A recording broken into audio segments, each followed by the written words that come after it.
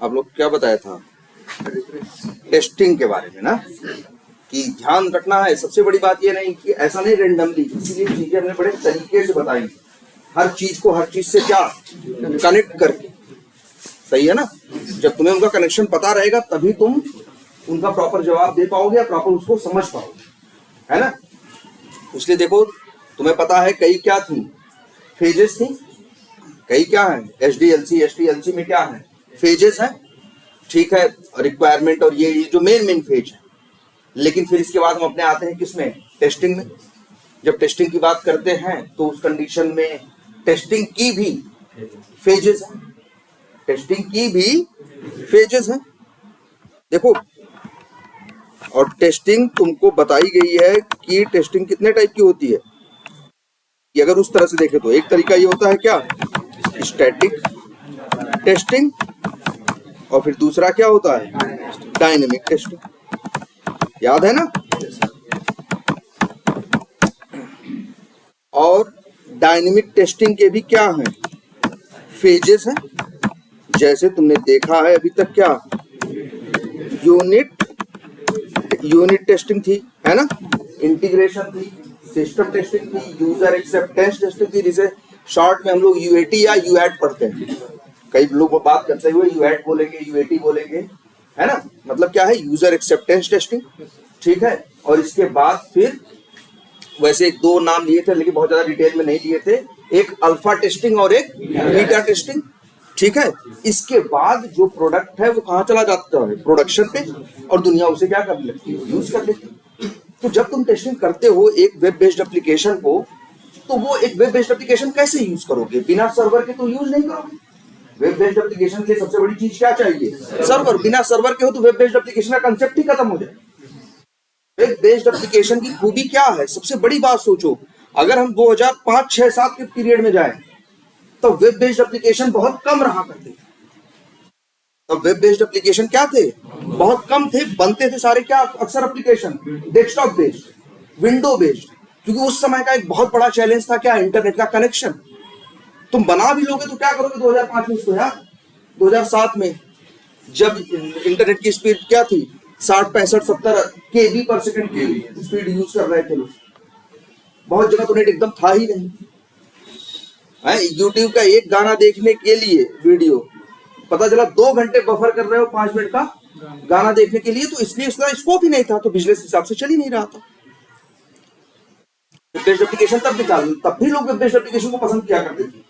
Reason उसकी quality ये थी कि उसको हर जगह इंस्टॉल करने की जरूरत नहीं है, बस एक बार सर्वर पे इंस्टॉल कर दो, सारी दुनिया उसे क्या करेगी, यूज करेगी। देखो जैसे जैसे नेट और दुनिया भर के इंफ्रास्ट्रक्चर मजबूत होते चले गए, अपने आप ये सारे एप्लीकेशन क्या बनने लगे, वेब बेस्ड। मैक्सिमम एप्लीकेशन तुम देख रहे हो क्या है, वेब बेस्ड है। वेब बेस्ड में क्या है, सब एक दूसरे से कनेक्टेड है, बहुत से लोग यूज कर पा रहे हैं, बहुत से लोग उसमें क्या कर पा रहे हैं, कंट्रीब्यूट कर पा रहे हैं। मान लो कोई भी एक साइट है जो जिसको तुम यूज कर रहे हो, तुम्हारे जैसे बहुत लोग यूज कर रहे हैं कि नहीं, ठीक है। तो भाई इसीलिए ये जो टेस्टिंग होती है, तो टेस्टिंग कहीं कोड को डालेंगे ना, जहां डालते हैं उसको क्या बोलते हैं, सर्वर। वो तो फाइनल कोड है जो दुनिया यूज करती है, जिसे बोलते हैं प्रोडक्शन सर्वर। लेकिन उसके पहले कहानी बहुत होती है।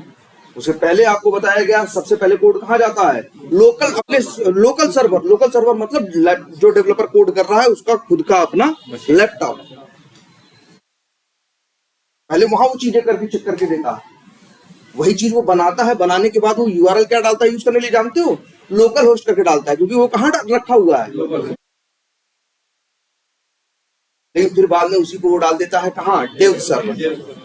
लोकल सर्वर पे कौन सी टेस्टिंग करता है ये भी याद रखना है, यूनिट टेस्टिंग। लोकल सर्वर पे कौन सी टेस्टिंग होती है, यूनिट टेस्टिंग। यूनिट टेस्टिंग के बाद वो फिर कहां चला जाता है, डेव सर्वर। अब डेव सर्वर पे क्या होती है, इंटीग्रेशन। इसके बाद फिर वही कोड, अच्छा जितनी टेस्टिंग होती जाएगी, जो डिफेक्ट मिलते जाएंगे, अभी अब चीज आगे नहीं जाएगी, पहले डिफेक्ट फिक्स होंगे तब जाएगी।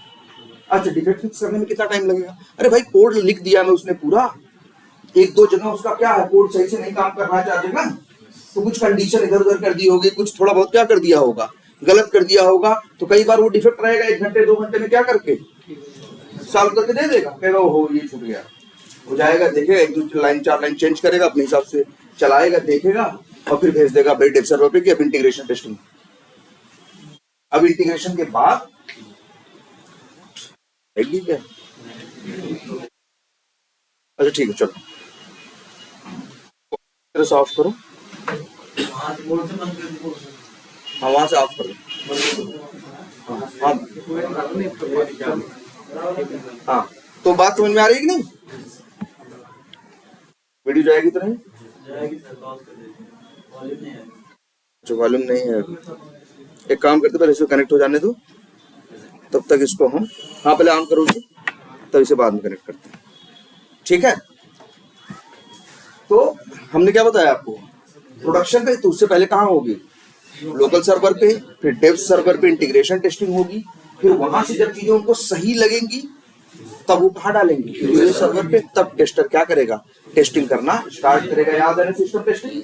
अब सिस्टम टेस्टिंग में भी 2 ब्रांचेस बढ़ जाती हैं, एक फंक्शनल और एक नॉन फंक्शनल।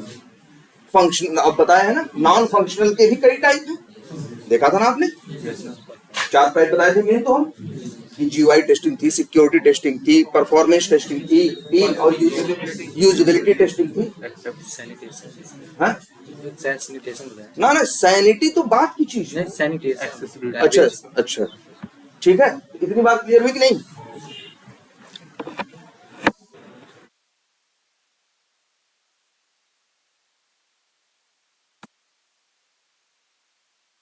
अच्छा देखते हैं, 6:51 पे आवाज है।